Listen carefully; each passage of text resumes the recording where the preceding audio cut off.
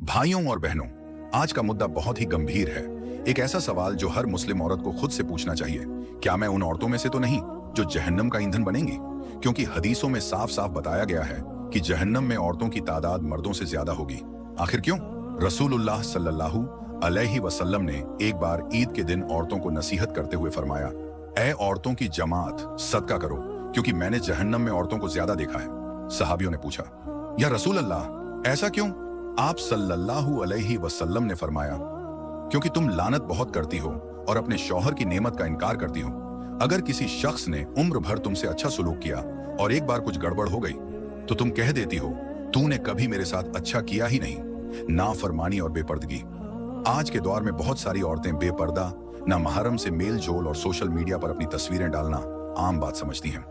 लेकिन अल्लाह ताला ने कुरान में साफ हुक्म दिया, और अपने जीनत को ना दिखाओ जिस तरह जाहिलियत के दौर में औरतें दिखाया करती थीं।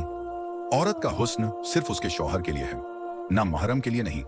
अल्लाह ने जो पर्दे का हुक्म दिया है वो उसकी इज्जत और हिफाजत के लिए है। शौहर की नाफरमानी।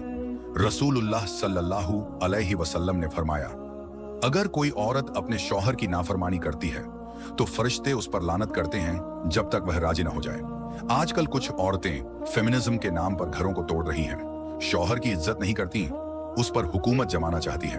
अल्लाह ताला ने औरत को बहुत सी जिम्मेदारियां दी हैं, लेकिन अगर वह अपने फराइज को नजरअंदाज करेगी तो वह गुनाहगार होगी। गीबत, चुगली और जुबान का गुनाह।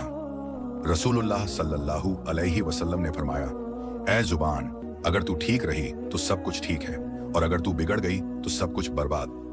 बहुत सी औरतें दिन भर पड़ोसियों की गीबत करती हैं, घर वालों की चुगली करती हैं या दूसरों की बुराई करती हैं। ये सब जहन्नम में ले जाने वाले गुनाह हैं। रसूलुल्लाह सल्लल्लाहु अलैहि वसल्लम ने गीबत को अपने मरे हुए भाई का गोश्त खाने के बराबर बताया है। तौबा और राह निजात। लेकिन याद रखिए बहनों, अल्लाह ताला रहमत वाला है। अगर कोई औरत सच्चे दिल से तौबा कर ले, नमाज की पाबंद बन जाए, पर्दा करे, शौहर की फरमाबरदारी करे, तो अल्लाह उसे जन्नत अता करेगा।